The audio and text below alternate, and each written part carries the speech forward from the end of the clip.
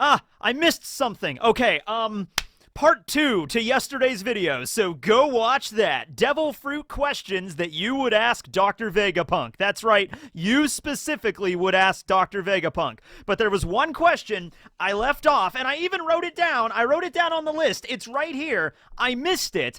And that was a question that I actually wanted to explore quite a bit because I thought of this crazy idea that might actually hold some water right now. Whatever. The question is, awakened fruits that affect various islands in the Grand Line.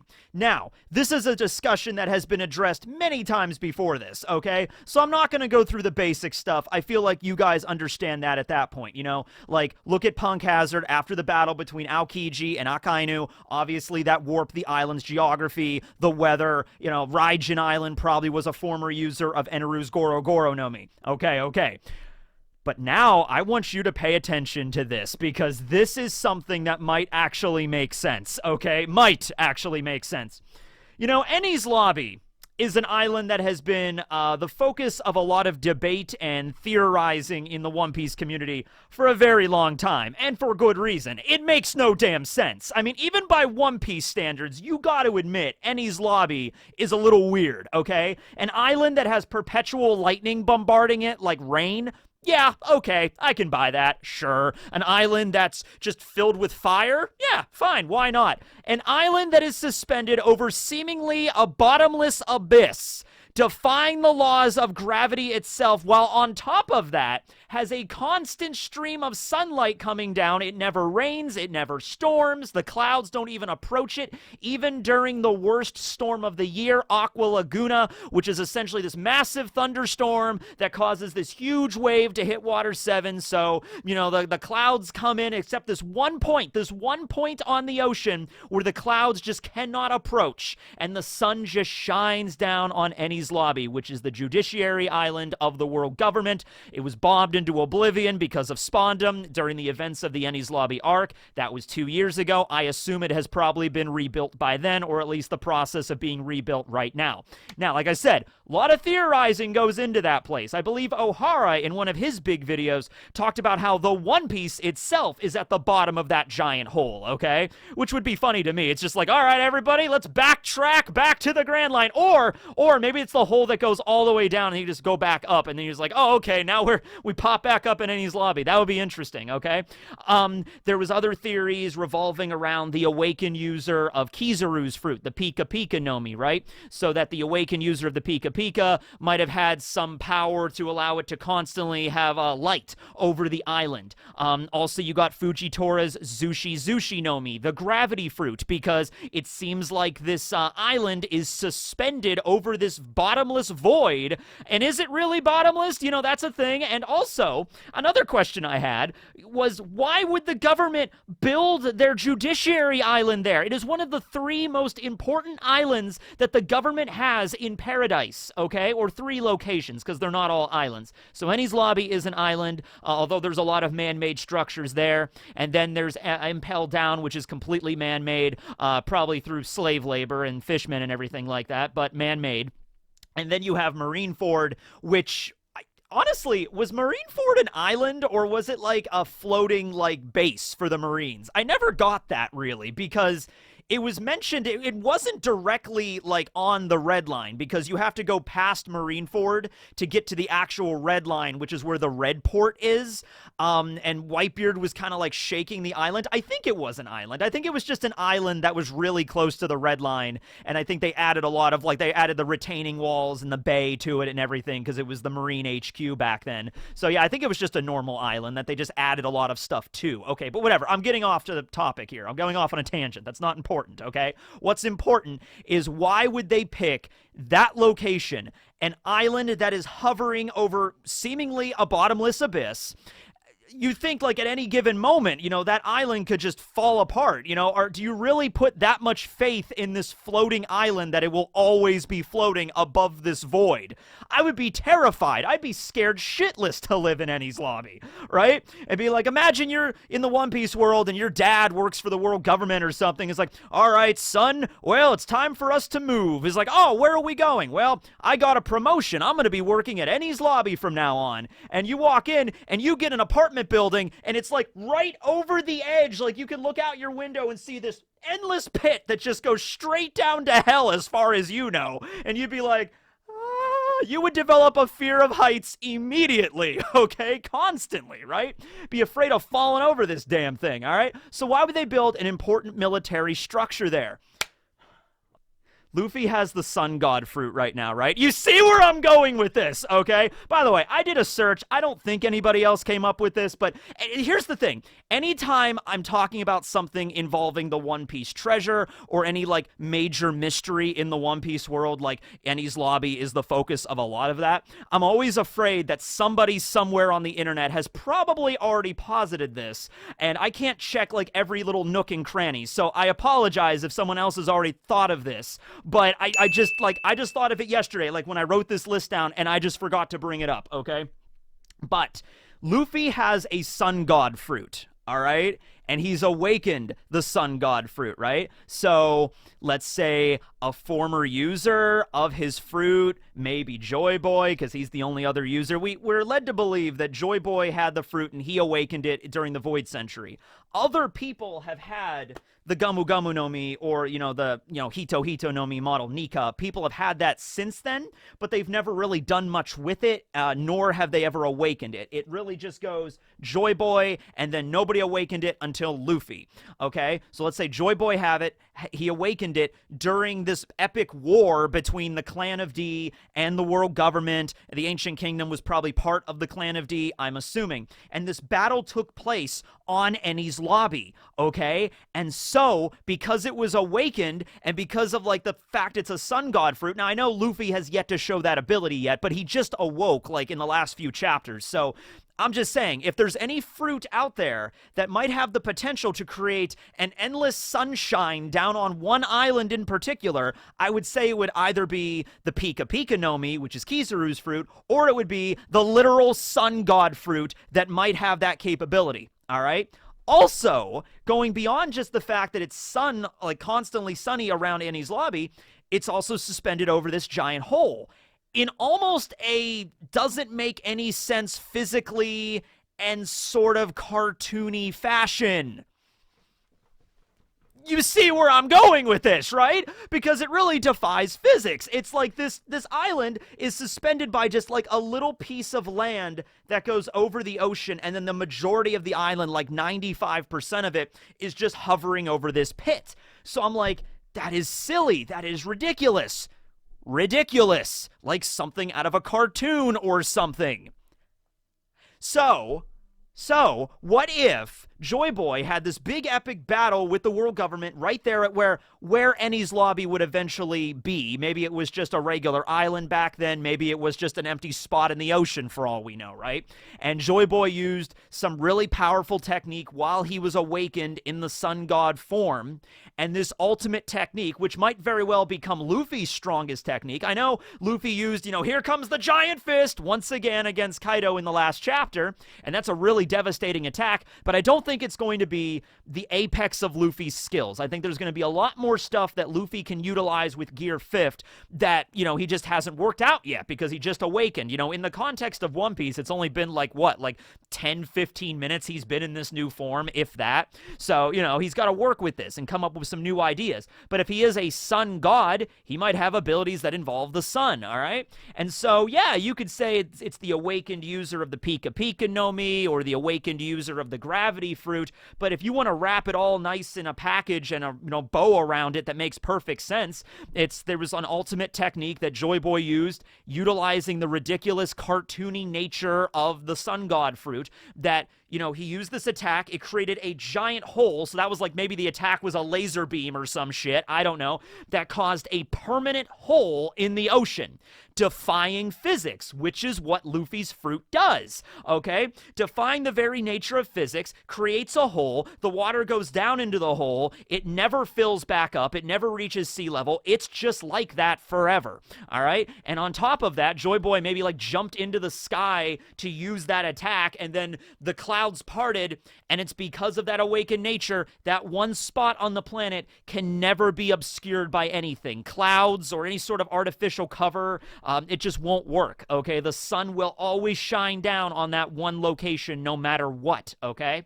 Now, there's still a few questions involving this, like if my theory of Joy Boy awakening his fruit, jumping up in the sky, and using a massive Kamehameha to punch a hole in the ocean, where did the island come from in that case? Well, here's an idea. Once again, if you think about this in the context of not really caring about physics, then it actually does make sense. Let's say there was an island there, and a bunch of the members of the Will of D or the Clan of D were on this island, and they were all fighting this war together. Keep in mind, there's no massive hole in the ocean yet. There's nothing like that. It's just an island in the middle of the ocean that they happen to fight on, okay? Joy Boy wants to use this ultimate attack to wipe out maybe some of the government ships, or maybe one of the ancient weapons, or something like that was bombarding this island that would later become Enies Lobby. So he wanted to use a giant attack that would wipe out the enemy, but would keep his friends safe. And in order to do that, he would have to launch an attack that would literally bend around the island and wipe out everything else. Because look at Enies Lobby, that's what it looks like. Picture like a giant energy blast raining down on the island, just turning and bending around the island itself, keeping that part safe, but the rest of it being completely obliterated. All right? And if there's any fruit that could make that work, it's Luffy's. It was Joy Boy's fruit. It could, start some kind of fireball Kamehameha that, like, bends around the island. I could see it doing that, okay? It makes sense from what we've seen so far and all the wacky stuff Luffy's capable of, all right? So, and because it was an awakened fruit, much in the same way that Punk Hazard is probably going to be stuck as half of a hellscape and half of an Arctic wasteland for most of, it might be forever for all we know, and Raijin Island's been like that for centuries probably, then the same thing with Enies Lobby. That's the reason it looks like that. It was because that was the mighty battle that took place between Joy Boy, the Clan of D, and the world government, ancient kingdom, ancient weapons back in the day. All right? And that leads into the other question I had. Why did the government build their base of operations, or one of their bases of operations, in such a weird, precarious location? Because the world government wants to have complete control over everything that, was recorded of what happened during history, during the Void Century, okay? So, literally, and both, burning books and stuff like that, but also, twisting and turning things to fit their own agenda. So, there's a reason why that Eam has that giant straw hat in the basement of Marijois. Why didn't they just burn it? Why didn't they just destroy it, They want to keep that there maybe as a record for themselves, okay? Maybe so the future members of the Gorosei and the future members of the Tenryubito know about what actually happened back then, okay? If you wipe out every last piece of history, that might be detrimental to the future generations of the world government as well, so you got to keep some records of some things, okay? But they definitely want to keep tabs on all this stuff, okay? So, here's where this epic battle occurred in the middle of the ocean, in the middle of paradise, and it's like, okay, we have this random island that's floating in the middle of a giant hole, and the sun is constantly shining down on it. People are going to ask questions about that. Why is that a thing, right? And so the world government decided, we need to set up a base there. We need to make that government property. We need to make that one of our home bases, okay? And they did. They turned it into the Judiciary Island, a symbolic place where pirates are dragged before the Just 11 jurymen and the mighty Judge Baskerville and are sentenced to either be executed or to be imprisoned and impaled down. There is no hope of an appeal. There is no hope of the just jurymen deciding that you're not guilty. It is basically theater. It is a show. You are marched through this town, probably pelted with tomatoes by the Marines and the families of the world government workers. You are dragged into the courthouse. The Just 11 jurymen are like, guilty, guilty, guilty, guilty, guilty. And Baskerville's like, yes, I do believe you're guilty. How do you feel about that, second head? I feel about that pretty good, brother. How about you, third head? I feel pretty good, too. They have names. It's Basker, it's Bass, and then it's Kerrville. And then the first one is, the middle one is just named Princess because, and so they decide that you're guilty, and then they just bang down on the gavel. Why don't I own a gavel? I should own a gavel. Anyway, and then they get sent off to Marineford to be executed, or they get sent off to Impel Down where they'll be imprisoned, ostensibly for the rest of their life, okay? So you can't think of a place that is more symbolic of just stepping on Joy Boy's memory. Joy Boy. the person that was the original wielder of the sun god fruit, which represented freedom. Okay? And in fact, Joy Boy is probably used synonymous with the sun god because they both represented freedom, okay? Freedom in both the way they fight and freedom in also just freeing the slaves and everything like that. So what better way for the government to stamp down on his memory by saying, this is an island that you fought and you gave it your utmost to protect the people you cared about, but Joy Boy still failed because the world government won. They're the ones in charge of everything, right? So Joy Boy ultimately had to fail. And so because of that, they decided, hey, we're going to take this island that you fought to protect and we're going to turn it into our own home turf. And we're going to sentence pirates unjustly for the rest of time because that's how the world government rolls, right? There it is, right? That's the idea. At least that's what I thought of when I made the thing yesterday. It's probably a good idea I waited an extra day because now I had a whole video to really talk about that. But yeah, I mean, I could be way off the mark with this, like totally. I'm just like looking at Enies Lobby and looking at the way it's structured. And a lot of other people, like I said, O'Hara and a bunch of other people on YouTube that talk about this stuff. You know, you got to realize at some point, like there's no way Oda would have created an island this unusual. A government island nonetheless. That was a central point for a major arc in the story. And just never talk about why it's like that, right? But that's also the genius of Oda, where you have an island like Enies Lobby and how weird it's structured, and the entire arc of Enies Lobby had nothing to do with that. There was a moment when Frankie first arrived on the island and they opened the gates, and Frankie walked in and he got to see what it looked like, and Frankie's like, there's a freaking hole in the ocean. What's going on here? You know? And everybody's just like, come on, Cutty Flam. He's like, what? Huh? How are we floating? You know?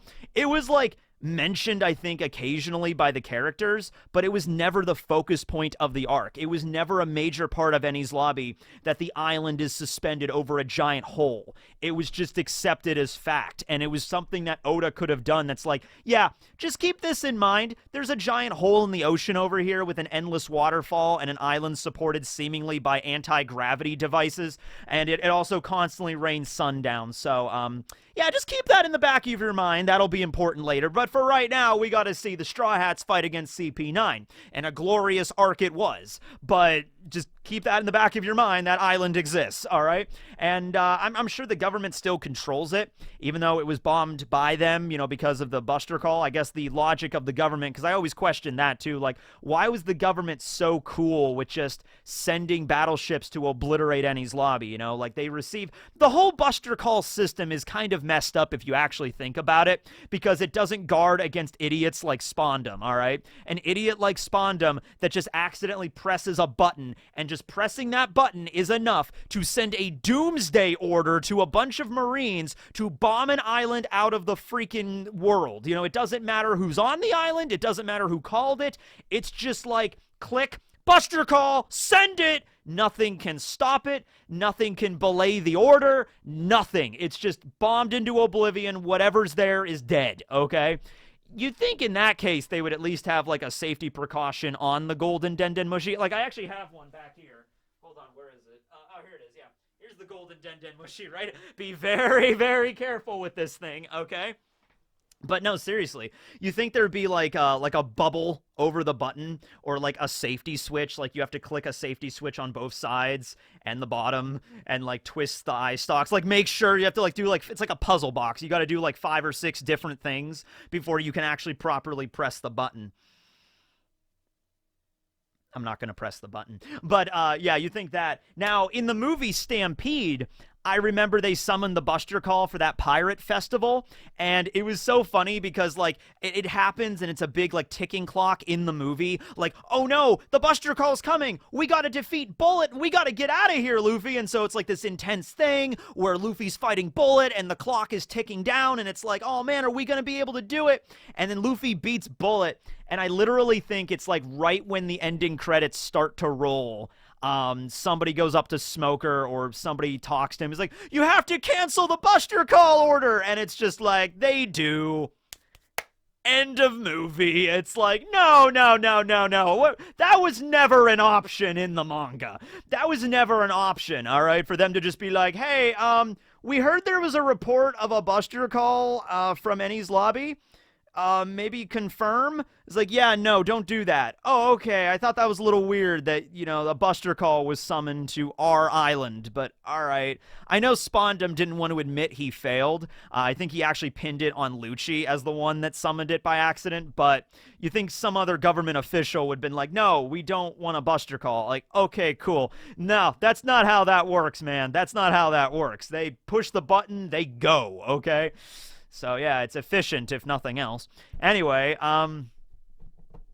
that's the video. That's all I got for you. Let me know how you feel about that theory down below. Add it to the pile of all the other ideas that Enies Lobby could involve. But I like that one, especially with the new information we got with Luffy's fruit and everything like that. So, yeah, I guess we can just go into goat facts. This is a dark one. This is actually a really dark installment of goat facts.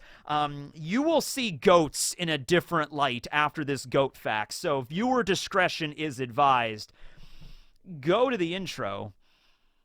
Let's go! Goat! Goat! Goat!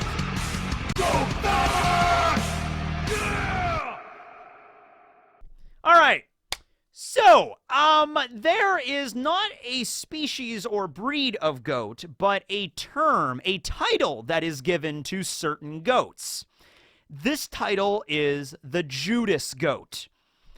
People who know where this is going know where this is going, all right? So, named after Judas Iscariot, who was, infamously the person that betrayed Jesus, for the 30 pieces of silver, sold Jesus out, seen here in the Last Supper. Which one is Judas? Oh, it's this one, right. For the longest time, I thought the dude on the far left was Judas. That's actually Bartholomew, but I thought that was Judas when I was a kid growing up and I heard the story, because he looks like a dude at the end that, hates, he's like, hates everything that's happening at the table. He's like, pounds his hands on the table and he's like, I thought that was Judas, but no, Judas is right there, kind of in the middle, kind of being squirrely. He's just like, yes, no one suspects me. Anyway, as you can imagine, because they have the name the Judas Goat, there's a little bit of a betrayal theme going on here. So they will basically train this one goat to befriend the other goats, or sheep, or cattle, or whatever animal happens to be involved in this process. And we'll actually send in the Judas goat to lead the rest of the livestock up the slaughterhouse chute, where they will be slaughtered and killed. And the Judas goat gets to live. That's right. Isn't that messed up? Now, to be fair, it's not a practice that's super common in today's world. It still happens every once in a while in certain locations. It's not, all over the place. But for a long time, that was the accepted practice, okay? So if you got, like, a bunch of cattle or sheep and you're going to send them into the slaughterhouse, to be slaughtered, I would assume is what happens in there. If the cattle are getting a little bit like, I don't know about this, man. I don't know about this. I don't know if we should go in there. That's where the Judas goat comes in. Like, hey, fellow livestock animals, let's head into this building. Everything should be fun in there. Come on. He's like, well, all right, I'll listen to that goat. And so it just leads the livestock in, and then and then the Judas goat just hops out. Just like, yeah, job well done. And then they do it again and again and again and again. The blood on these goats, man. The blood on these goats. Now, it's not a practice that is just used with goats, but goats are highly intelligent. They're very much like dogs, and it would be really messed up to use a dog for this, so I guess they just use a goat instead. But there's also Judas steers. So a cow that will lead the other cows into the slaughterhouse, and then the Judas steer will go free. You know what you did! Look at him. Look how guilty he looks. Ugh. But this even leads to another thing that I've actually heard about before, and that's tracking, goat tracking, all right? So are you all familiar, you can Google it if you're not, the Emu Wars of Australia? Look it up. Type in Emu Wars. I would have done emu facts, but we did elephant facts for the letter E, so we're already past that point. But basically, Australia was, like, overrun with emus. I think this was back, like, it was in the early 20th century. I don't remember if it was after or before World War II, but it was somewhere around that area, that time period, where emus were just, like, overflowing the Australian countryside, right? And they were trying to wipe them out, and just every method they tried just failed. Like, you'd think it wouldn't be that hard. It's like a bunch of humans with 20th century technology with vehicles and giant freaking machine guns, like, just mowing down these emus. You'd think it'd be easy. But no, apparently not. For one thing, if you bring a heavy machine gun or artillery into a flock of emus and just start unloading, you know, they're just going to run away, and they're really fast runners. They're not going to stay in a spot and just let you gun them down, right? So that's a problem. But one tactic they actually employed was something similar to this, where they would place like radio trackers and equipment on one of the emus, send it back into the forest or in the countryside, and they would track it to where the other emus were located, so they could use like precision, like airstrikes or something. Like, yeah, the Judas emu is heading toward, you know, latitude, blah, blah, blah, longitude, blah, blah, blah, drop point Alpha 7, you know, commencing airstrike. You know, so stuff. I don't know if they actually airstrike the emus, but that's the general premise. They would send an animal that was marked or tracked into the countryside to locate other animals of their kind. This has been done with goats. This has been done with camels, emus, pigs, and raccoon dogs over the years, all right? So, yeah. I mean, that's honestly more of a messed up thing for humans rather than the animals. The animal probably has really no idea what's going on here. Just like, hey, everybody, let's go into this building. And then it's the only one that comes out, and it's like, oh, they must have gotten lost. All right, whatever. You know, the goat probably doesn't really care too much, but yeah, it's kind of a messed up practice. Anyway, hope you guys enjoyed the video. This will be Tekking, signing out. Later, everyone.